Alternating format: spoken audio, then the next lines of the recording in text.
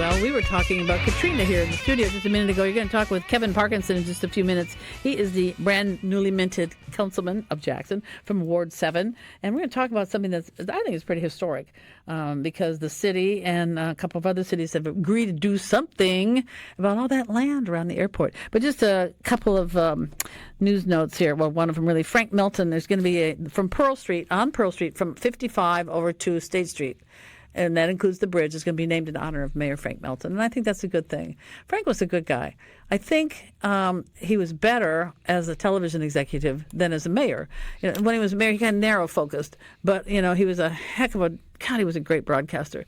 Everybody just loved him. They loved working for him. He was a really great guy. And he was very young, too, and he did all that. And that, my friends, is the bottom line. Yes. But it was not to work for him as mayor. And the night he died, he was losing in that primary, and that was a shame. But anyway, so that was nice. And Councilman... what's his name? Kenny Stokes. Yeah, well, Kenny Stokes is one who names things, but the other one, the vice president of council, Vernon Hartley. Vernon Hartley. I was very happy to see this because he said Frank Melton still resonates very well in his ward. And Councilman Stokes is so good about naming things for people. When not long after Bert died, he wanted to name and did Channel 16's driveway. When you come off of Highway 18, is where they are, and you go off on TV Road. You go off on TV Road. You go there, and you just see a sign. This Frank Bert Case Way, something like that. They didn't name the street. They just put a sign there, and I thought that was really nice that he wanted to do that. That was really swell. And then I don't know, somebody's named like part of Belvedere is Bobby Rush Drive, and what. It's okay. It used to be called. I'm going off in another land. I'll get to that another time. But anyway, that's just a big thing that's happened. But this big thing. And welcome to you, by the way. Last time we saw you were running. Thank you for having me. It's great to be back. Well, what's it like being on the city council? It has been the honor of a lifetime. Really, it has been just really fantastic. I like to think we've been. Making a little bit of an impact, and hopefully the longer we go, we can get more and more of that happening. But it's been wonderful meeting new people and learning new things, and like I said, hopefully making Jackson a better place. And amity among council members too. Yeah, no one's flipped the table. No one's thrown anything across the room. No. The profanity's been kept to a minimum. It's well, that's pretty good. So you can bring kids to it. Yeah, you can bring. I brought my own kids this past week. So yes. You have a child who you were telling me, I don't know if you said it on the air or not, but you have maybe it's your youngest one who's into politics. My oldest is really into politics. Yes. Yeah. Tell what he did like during the campaign. He was. Yeah, we went to a bunch of debates. We went to both, my own debates, but then also we would go to the mayoral debates, and he would take a notebook and he would take notes during the. It was so cute. Cool. He's 10 years old. Oh. And yeah, just really, really found took notes and followed. And did he critique?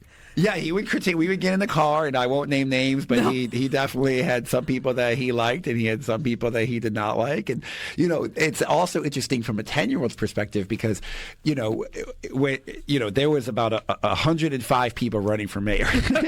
and we knew as sort of informed citizens which ones were sort of the serious candidates and which ones were not the serious candidates. But to a 10-year-old, they're all the same to him. And so, there was some candidates that we knew really didn't have a chance. And whatever we didn't really take seriously, but he was like, that person had some really good ideas, and that person had some really good ideas, and it makes you think. Yes, it's a 10-year-old. Yeah, it was funny. Do you think he's going to follow up when as he gets older? Do you think he's going to stay interested in politics or maybe reporting? I was just going to say he also each year we take him to the Mississippi Book Festival, and lately they've had some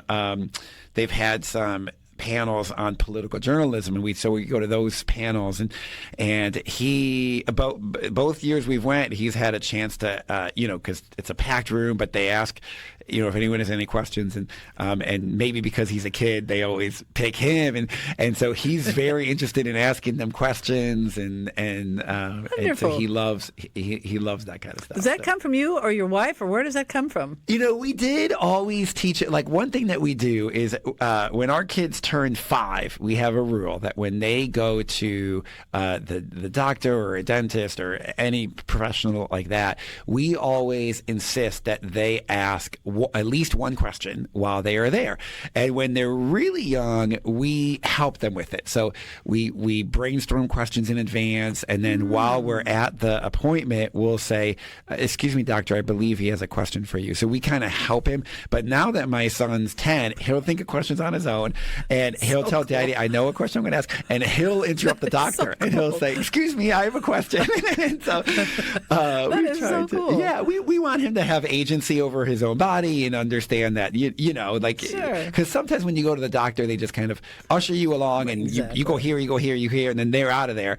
And we want him to say, "Wait, I got a question about something. I gotta know this." So how does that scanner work, or whatever? How does that MRI exactly? How does that work? Exactly, wow. exactly. That is so cool. Yep. Congratulations on him. You know. Thank you. Yeah.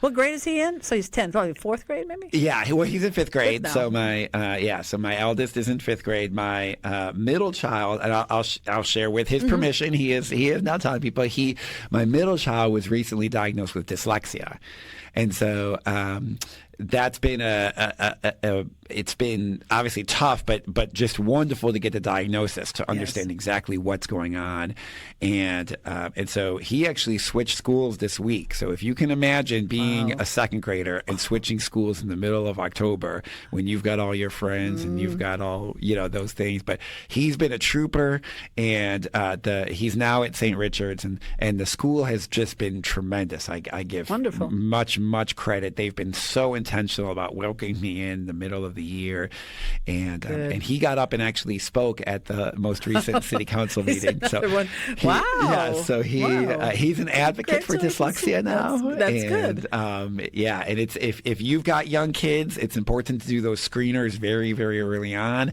The earlier you can detect dyslexia, the better of a chance they have at kind of catching up on their reading. Well, congratulations to him and to all of you. Did he say things like, "Why do I see things differently," or "Why don't I understand that this certain thing is the number 8 and not whatever," something like that? Once we were able to tell, so we told them, we said, "Listen, we got him tested at Mississippi College. They do testing for dyslexia," and so he spent a day there, and then we got the results, and we sat him down and we said, "Listen, Leland, scientists with really, really big brains have figured out that different people learn differently and different people read differently, and we've learned that the way that you read is called dyslexia." And he asked if it was a bad thing, and we said, "Well, it's not a bad thing. It just means that you've got to go about reading a little bit differently, and you might see letters backwards, or it might take you longer to read, but you've got other strength and you've got other assets, and we're going to help you with the reading, and you can leverage your creativity and leverage that." And so I think he has a weird sense of pride, and it's helped him sort of understand, that's what's going on. I'm not stupid. I'm not. I just learned differently. And so I think it's been empowering for him. So he did not, or did detect before the testing, though. I mean, he wondered. Yeah, he struggled on spelling tests. But verbally, correct. Everything was kind of verbally. Yeah, but people think that if you're a slow reader, you're a slow thinker. He is not a slow thinker. No. He is sharp as a whip, and is very intelligent in many ways. But it just was painful for him to read. Wasn't Einstein dyslexic? Oh my gosh, Einstein. Can you imagine Walt writing out those formulas and you're Yes. Math is enough of a challenge. Yeah. Well, math is dyscalculia. So there's dyslexia, which is the letters, and then there's dyscalculia, which is the numbers. The letters? So, wow. Yeah. That's a wonderful thing, too. So he'll be following in his brother's. That's really good. I was going to tell. I know. I knew a woman who had a grandchild who there was some learning problem, and they never knew what it was. Well, she went to a special school that's no longer in business now, but most people read from left to right, horizontally. This child would have to read vertically. Wow. And I can't remember if it was top to bottom or bottom to top, but it had to be vertical. If it wasn't vertical, she couldn't make any sense of it at all. You spelled it out horizontally, No clue. You put it and they discovered No that. problem. Wow. Isn't that amazing? That's fascinating. Yeah, so the kid's fine. And he'll be fine, too. He just has to learn there's a trick to doing it. Yeah, everybody's, since we've started talking about this, so many people have said, my kid is just like, one person said, my most successful kid is dyslexic. So, many adult children, they'll tell me, these kids. And so, yeah, it's so prevalent. There's so many kids who have there, and there's great interventions that can help kids, and the earlier that they sort of discover this. And so I just encourage anyone, if you are seeing signs, if your little kids struggle with rhyming words, that's a sign. If there's things like that pay attention to those kind of things, and get a dyslexia screener. Work with your school. We worked with Mississippi College. We paid for him to get a private testing, but see what you can do, and the earlier you can intervene. I mean, they can have a wonderful. Many dyslexic kids end up loving to read. Sure, once they figure it out. Once they figure it out, figure out the clues. That's all you got to do. When we're little, we have to figure out the clues of letters ourselves. Exactly. So he's figuring out those, just going about it a little bit differently. But once you figure that out and you get that, it's like, yeah, and he got that. Aha! Hey, aha! That's it. It's a wonderful experience. And how's the youngest one? The girl is good. She's a firecracker. Well, there you go. She doesn't put up nothing with no one. How old is she? She's 5. Oh. She's 5. So she's starting to do questions. Yes, that's right. So now it's her turn. We make sure that she asks her questions. Your house must be a hoot. It's a lot of fun. It's a lot of fun. Well, we hope it's going to be a lot of fun to do something with that property around the airport. Yes. Lance, I sent some pictures in. I sent you 2. One of them has that red thing in the middle, but the picture was clearer, and that we can put on the air. And then there's another one that's a little bit fuzzier, but you can see around the airport, which is on an angle like this, because it has to be for north, south, east, and west for landing purposes. But anyway, there's property around it. And I think that's right. By the way, that was all. Why is the airport in Rankin County? Well, because they needed the land to put an airport, but the city of Jackson had to buy it, or somebody did, so that they could serve liquor. Because when you're traveling, you like to have a drink maybe in between your flights, and you don't want to go to some place, especially if you get nervous about flighting, or you're dry. Sorry, dry. Yeah, you got to do that. So that's why it's out there. It's because of that, and the city bought the property, so it's city of Jackson, and you could have liquor in Jackson. You could have it out there. That's why you could have liquor out in Rankin County. Until now, of course, now it's completely different. Now, if you're a resort area like Flowood, you can have liquor. We went to a restaurant on Mother's Day of 2011, and it was the first Sunday in Rankin County that you could have a mimosa. How about that? How about that? The scandal. It was very scandalous. Just terrible. And then time went by, so they had declared themselves, or voted, I guess, on a resort. Now, I live at the reservoir on the Rankin side, and we voted ourselves in as a resort some years ago. Imagine that. So now there are like 5 liquor stores in a mile area, but they all seem to be doing well. I guess we're just drunking them up out there. But there you go. There you go. So we're so new into this agreement. Yeah. We should say it does not sell. It's Jackson, Flowood, and Pearl, right? Those 3 cities. That's right. Can build things.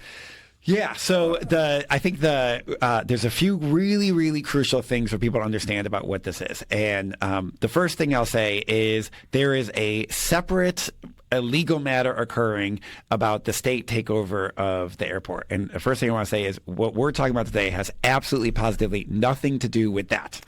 But that was not a state takeover. I wouldn't call it the law from 2016. Well, the state legislature passed to create the new board. And right. To me, it's sort of like the reservoir. It has people incorporated to run the thing who are in the counties affected and nearby. Especially this is not just. Sure. And so, and it was signed into law and everything like that. Then the city sued. No, we're not going to have that. It's back and forth, back and forth. The last I knew, and that's still going. That's still going. But I think people are getting on the same page, and we could have disagreements about that. I'm happy to talk about that. But I do want to just make clear that's a separate matter. That's a separate matter from what we're talking about. Yeah. The other thing that I think is important to understand is there is a difference between owning land and incorporating land. I think if people can understand that, that is a key feature to understand all of this. Well, there was somewhere in the remarks that I read that somebody used the word lease leasehold. I live on leasehold land. I know how that works. If you live at the reservoir, we don't own the land we live on. Well, ostensibly, we don't. Yes. Because it was all that land out there was eminent domain in the 50s or early 60s anyway, because the reservoir opened around 1965. So we pay a fee to the Pearl River Valley Water Supply, the PRV, the reservoir, to live there. I don't think anybody's ever going to say, well, you have to take your house and go away. Right. But Yeah, and so I think one of the confusing things in this case is the word annex is being yes, used. I've seen that too. And people think that annex means to acquire or to now own. It does not. It does not. In this case, yeah. So as it's used municipality-wise, again, there's a difference between owning and in incorporation. Mm-hmm. And so when you own the land and the land all around the airport is owned by some combination of the city of Jackson and the Jackson Airport. So I'm going to say we, and that means both the Jackson Airport and the city of Jackson. So we, as Jackson, own all that land, and we're going to continue to own that land. But right now, a portion of it is incorporated, but almost none of it is. by the way, and I've invited you because you are that is in your ward. That's right. It's I never technically knew Ward that. 7. I was looking at. I have 0 voters out there. Hey, that's a good thing. But still, it is in your ward. Yes, they have to put it somewhere, so they put it in 7. In 7, and Yes. I discovered that when I was doing research on you and on Ward, what were the boundaries of Ward 7? Yes. During the election cycle, like what is the airport? So that's why they got to stick it somewhere. Kevin Parkinson is the man who you run the airport. No, you don't. No, we don't want to say that. No, you don't. Yes, Rosa runs it. She does a great job. But they do you have input as it's in your ward, or I mean the city as a whole, council as a whole has you run it as a council, but do you personally, as a Ward 7 councilman, are there any specific things that you must do or should do or have to do? We elect the board. We elect the board that Okay. the airport authority board, and The whole council. Yes. Yes, Yes, that's right. And so okay. Well, we got to talk more about this. already the first segment's over. Yes. No way. We just got here. I know. That's the funny thing about this show. Time flies. Yes, it All right, We'll does. be back on Mary Wieden You with Kevin Parkinson. Stay where you are. And in the middle, it's an earpiece, folks. And I've just never gotten extenders. And if I can get these things in the right place. I get tired of wearing a headset, and it's kind of nice not to, and I see you in there. It's so Liberating. freeing and liberating to not have that headset. Yeah. Oh man. Yeah, I mean, I enjoy a headset, but you can hear almost better with a headset because you can hear things outside of these things, but this is so much easier, and it just has this fashionable look about it. Don't mess your hair up either. That's right. That's up to the wind to do. By the way, I am functioning today on a low level of I don't know what, but I forgot connectivity, my yeah. cell phone. I got here and this is the only time I've ever gone to work this far and this long without a cell phone. One time I went down to the store that was 3 miles away, and it was gone for like a half an hour. But this, it's like. It's very strange. It's just very disorienting. And Well, at least you didn't, like my mother's done this before, where she's left her iPhone on the roof of her BMW and has actually gone and done errands and come back, and it's still there. And she's like, I don't know how that happened, but I guess the I need to know BMW what makes it case great. your mom uses because that has a grip on it. Yeah, it's like one of those. It's kind of rubberized, but she had every now and again she'd sit it up there on top on the sunroof area, and it's. Couple times she's done that, and you're like, whew, all right. Yeah. Gosh, I would never. If I did I'm not that lucky. Yeah, I wouldn't be that lucky. Besides, this little phone I have, I guess it's the case. That little thing slips out and falls all the time. I've had many cell phones, but this one is an annoying little thing. But anyway, so back with Kevin Parkinson, we're talking about what's going to happen with the property at the airport that surrounds the airport. With this new agreement that Jackson, Flowood, and Pearl are going to share. So. Somebody's got to. Is there going to be a board for that, or are they going to? Well, it's possible that they'll create an overlay district. Yeah. I think that could make sense. But right now, so Jackson will retain ownership over the entirety of that area. But right now, it's not incorporated. There's portions that are incorporated, but most of it is not incorporated. So now, through this arrangement, Flowood will be able to incorporate portions of it. Pearl will be able to incorporate portions of it, and Jackson will be able to incorporate portions Are of there it. lines drawn? There are actual lines. There You are can lines. see Oh, okay. who's getting what part. Oh, all that's of it good. is taken care of. Oh. And Now that didn't even go to court, did it? I mean, well, it's please. a settlement. Oh, It's a settlement agreement, okay. and so it would have good. gone to trial had it proceeded. But I'll say, from what I understand, and I wasn't personally in the room for this, but from what I understand from people who were in the room, the folks from Pearl and the folks from Flowood and the folks from Jackson came in good faith. They came in partnership. They came in collaboration. I understand it to be a very amicable experience. Now that doesn't mean that everybody gets everything that they want, but there was a real agreement and an understanding to work with each other. And I think right now we all have vested interest in making sure that Yes. succeeds. Absolutely. It's primary land right there. Prime land right there on Lakeland. 100%. And off of Lakeland, but that's prime stuff. You're And boxed in by 80 Lakeland, the got a lot of Airport yes. Parkway, and then the new Parkway on the the new west on the east west- side. Yeah, It's in great location. Great location. And are there A lot restrictions? of trees around it. Oh, trees! I hate them because they make a mess. But anyway, so are there restrictions of whether whatever somebody puts up, it has to be residential or commercial? Is it all going to be commercial? I imagine it'll all be All commercial. Yeah, it'll all be and I also understand from reading about this that the city of Pearl is going to do the water and sewer. That's right, and they've agreed to do it within 18 months, which Yeah. is amazing. So when you incorporate, you get some benefits and you get some responsibilities, and one of the main responsibilities is providing. You got to have infrastructure. You got to have water. You have to have policing. You have to have fire protection. You have to have all these things, and Pearl through this agreement is going to get the water up and running in 18 months. Well, is the airport all in Pearl? It's not all in Pearl. Well, it's No. a Jackson property, but in terms of locations, in Flowood is what it is. But it's interesting. Well, it's Pretty technically much. unincorporated, Well, unincorporated Rankin County, yeah. but yes, there's a portion of it that borders Flowood to the north, and a portion of it that borders Pearl to the south. And you say there will be some sort of board over it. Well, there could be an overlay district. Yeah. That would make sense. That's not does that part work? of the. It's kind of the way you're describing, where they sort of group together and they, and the exact specifications are negotiated. Well, and then the res has an overlay district of some sort. I'm not exactly familiar with how all that works, but You just pay your money. yeah, you just pay it and you got It's time liquor. to pay our and money. you got liquor and water, right? That's right. Yeah. And we don't have any city taxes on the Rankin side. On the other side, on the Madison County side, that's different. But we all have the PRV, the Pearl River Valley Board. It's Pearl River Valley Water Supply District. Nobody calls it that. Just call it the PRV. So we call it.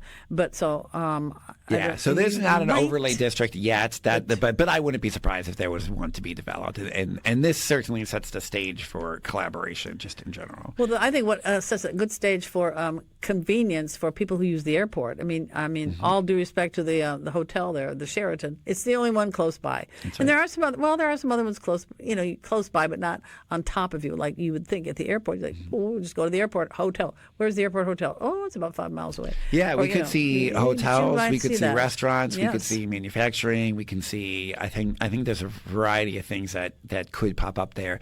And again, the city of Jackson / the Jackson Airport is going to retain 100% ownership over it. And so any lease agreement or lease deal, the city of Jackson and the Jackson Airport will benefit from that, even in the portions that are incorporated Flowood and Pearl. And then on the portion of land that's going to be incorporated, Pearl and Flowood, those groups will get property and sales tax from that. They'll get a piece of their pie. But Does any of that go to you, to the city? well, we won't get the property or sales tax for the portions that are incorporated Pearl or Flowood. But importantly, we weren't getting any property or sales tax from any of it ever. Yeah, it was just sitting there. It was just fallow land. Really. Yes, exactly. And so they will get this, but we will get property and sales tax on the portion that is now incorporated as Jackson. We've never, ever had that. And even in the portions that, so I guess there's two ways that a city can benefit. One is when you lease the land. If somebody wants to build a McDonald's, you can say, give me $200,000 and I'll allow you to build the McDonald's. That will happen in all these surrounding areas because we retain ownership over all the surrounding areas. So even if you build a McDonald's in the portion that is now going to be incorporated Pearl, if we say it's going to take $200,000 to lease the land from us, the city / the airport will get $200,000. Then, so that's the first benefit, and that will be the benefit of Jackson all around there. And then the second benefit is who gets the sales and the property tax every time you sell a cheeseburger. And now we're kind of splitting that. So if the McDonald's is now going to be in the portion that is now Pearl, they're going to get the sales tax from every cheeseburger that is sold, but we'll still get whatever we negotiate for the lease price. And if someone says, I'll give you $1,000 for it, we can say, no, deal's off, you can't build there. Even in the portion that is now going to be Pearl. We retain ownership. That, yeah. Oh, yeah. That's what I think people need to understand is we didn't lose anything that we didn't already have. And we gain a lot from this. So I think it is a wonderful, wonderful, wonderful deal, and is great collaboration between the airport, the city, and Flowood and Pearl. I hope that nobody starts, going like this. Sure.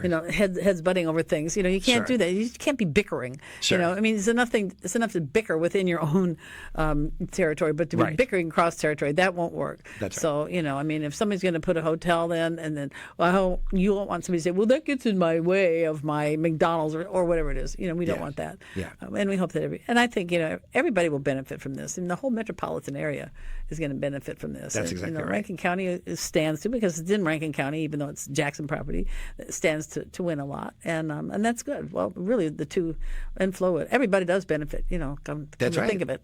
That's right. Yeah. People didn't understand, by the way, years ago, why the airport was out there. And it all had to do with booze, really. I mean, that was the whole thing. I mean, let's face it. But that's okay.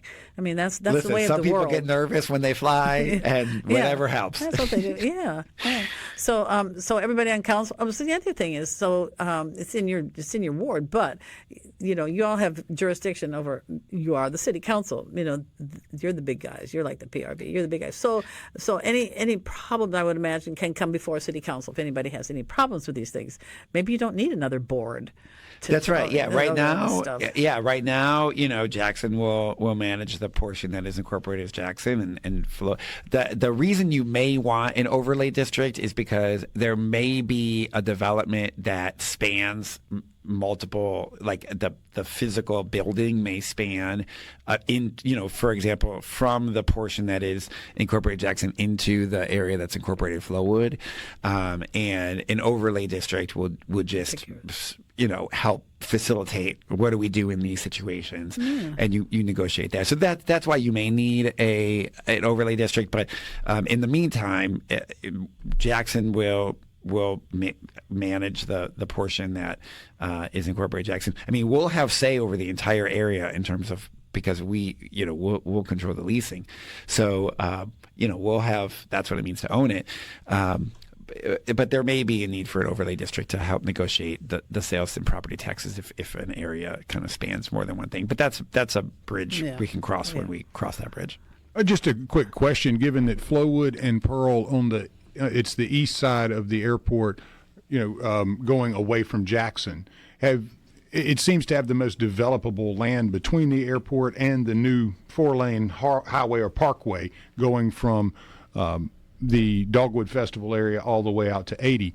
Have you seen interested parties already showing some type of interest or ready to put some money down, get this thing rolling, or is this a long game that I think people are ready. I think people are very, very ready. And it'll take. You can't just go next week because you don't have water. That's right. But the water will be there in a year and a half, and so that's when shovels can go. I mean, it takes a while to close on property, identify layout plans, blueprints. So I mean, but 18 months is right. Perfect. This should have been done 3 decades ago. Yeah, I agree. I grew up out there, bud. So people have have been eyeing and trying to build this development there. So I think people are gunning for. I mean, this is prime real estate. Exactly. This is people. This is the big one. Yeah, people want this. And right now, all we're doing is mowing the grass. I mean, there's no so this is going to be just huge for us. That's good, and it'll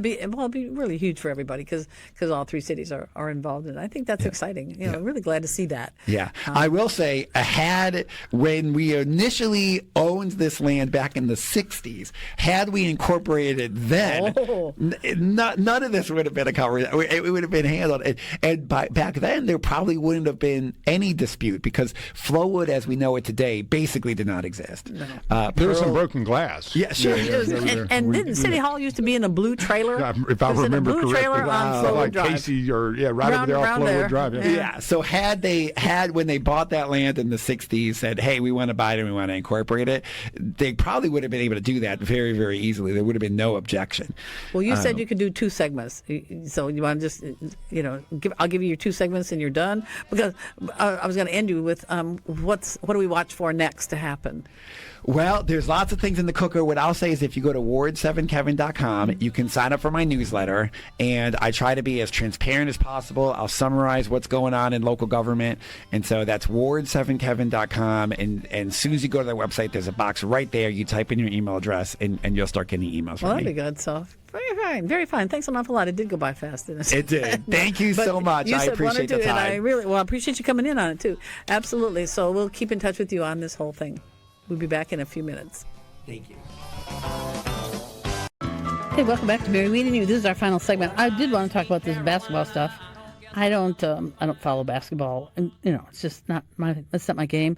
But it's horrible. This gambling stuff. It's just bizarre, horrible, ridiculous. I mean, why does somebody make $26 million and still have to do something like this? Probably because there's one thing about it. It's fun. So why not do something that's fun? It's a game. Well, this morning I saw on Fox, first of all, you've probably seen this machine. Have you seen this one, Lance? There's a machine that's, it's a square thing like a big TV. Not a giant TV, but it's an old-fashioned TV.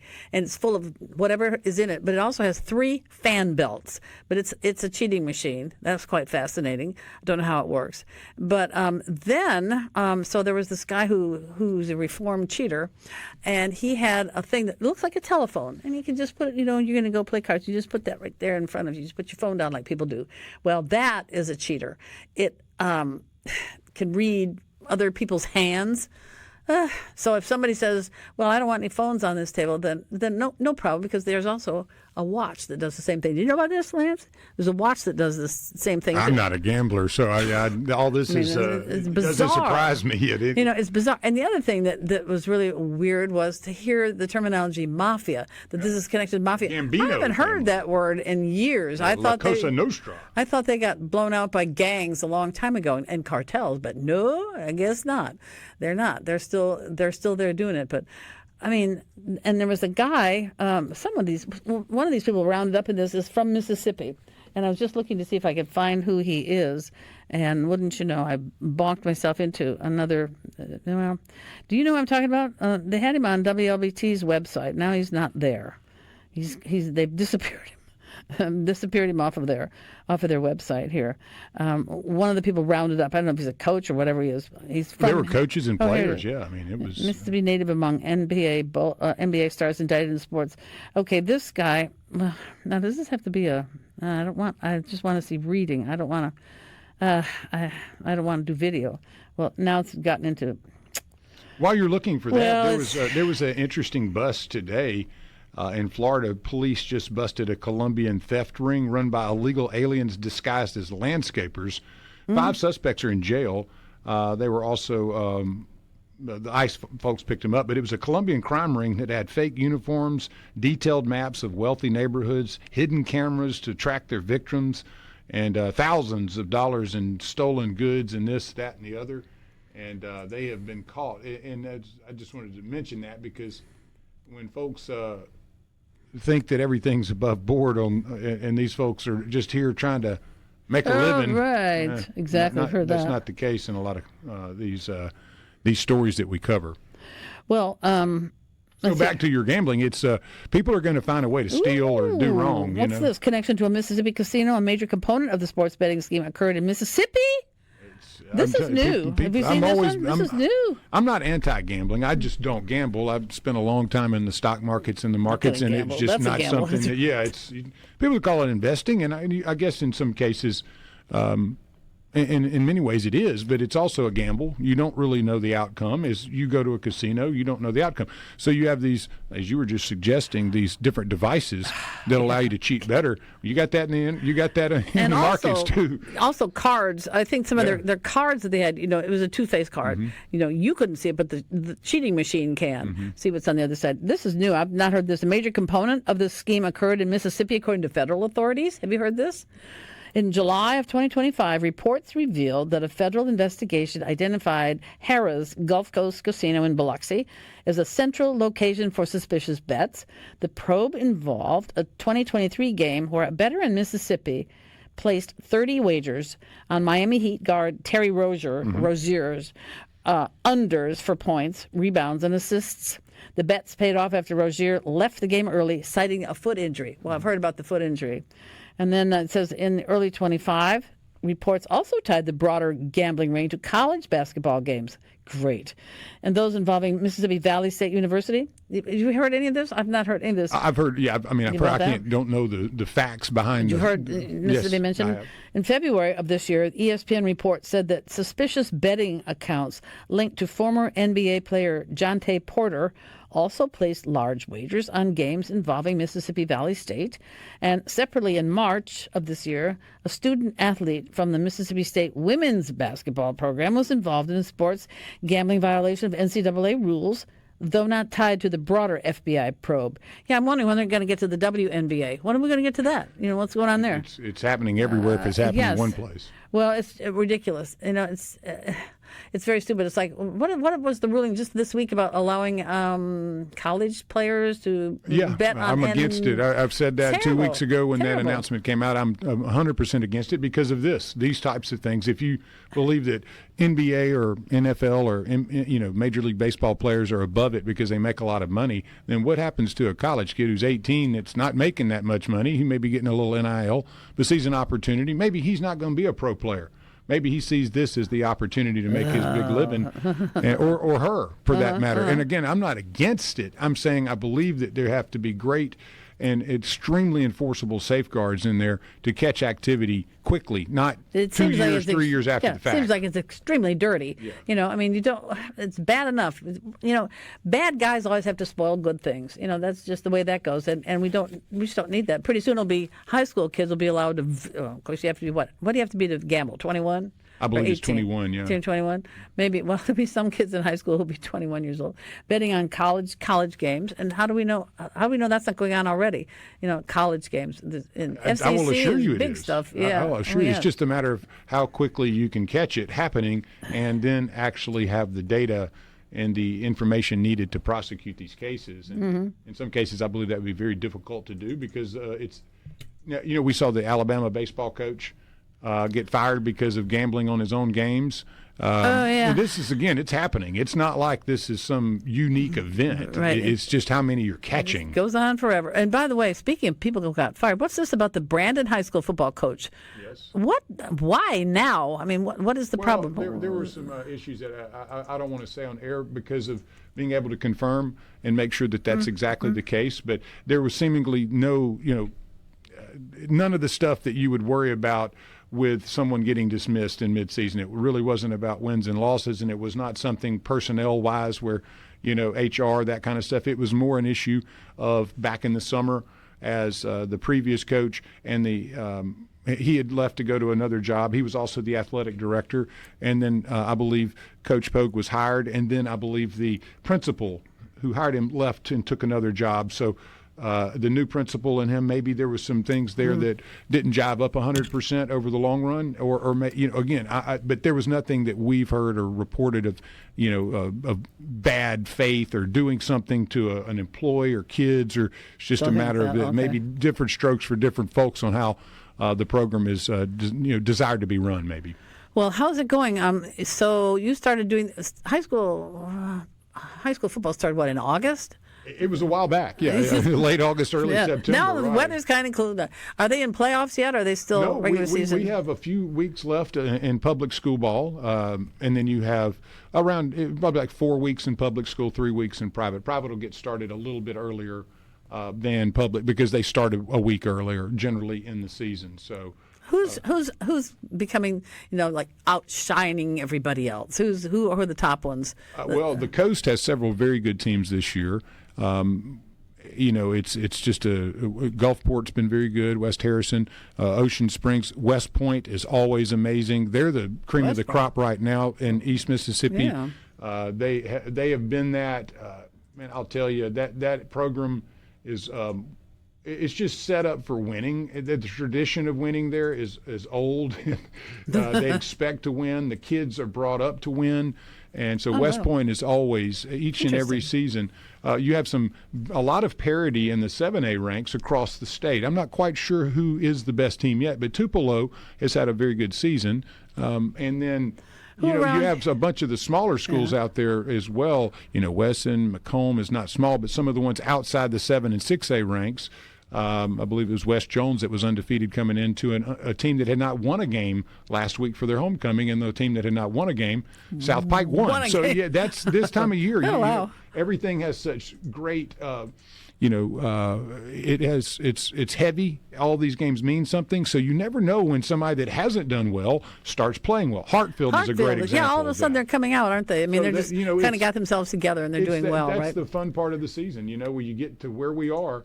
And you start seeing the cream rise to the top, and maybe some of the teams that struggled early have decided, hey, let's fix some of these issues and start playing much better. So. Who's Ole Miss playing tomorrow? And they're still they're ranked number 8 because of that game last week. But so that was terrible. That was a tough one. Oh, it happens though. Who are they playing this week? And you got on the road against Oklahoma, and then State hosts Texas, and then Southern Miss has the team out of Louisiana. I'm sorry, LSU. I'm drawing a blank. It's their homecoming right now. Louisiana Monroe is who I was trying to say. I'm sorry. Okay. Sometimes, I was jumping around. How many football games? Yeah, how many teams you dealing with? Hundreds. Several hundred. Yeah, but it's definitely one of the most fun things. As Michael Borky was saying, is Mississippi high school football. It's just a treat, and it's a wonderful thing to be a part of. And we do such an amazing job here at SuperTalk Mississippi. Yourself, right? Well, I don't cover them, but we have 19 on air. I get to kind of round it up on a Friday night with my team. They just amazing group of people I get to work with. Well, next Friday, the big question is where's trick or treating? Is it going to be on Friday night? Y'all having that around? I think so. Well, I haven't said it publicly, but I'll say it now. Start trick or treating at 4:00 in the afternoon. Yeah. If you're home, do that, and so the kids can get candy. If it doesn't matter if it's daytime candy or nighttime candy, then at 6:00 you're done, and we're done with the show. See you next week.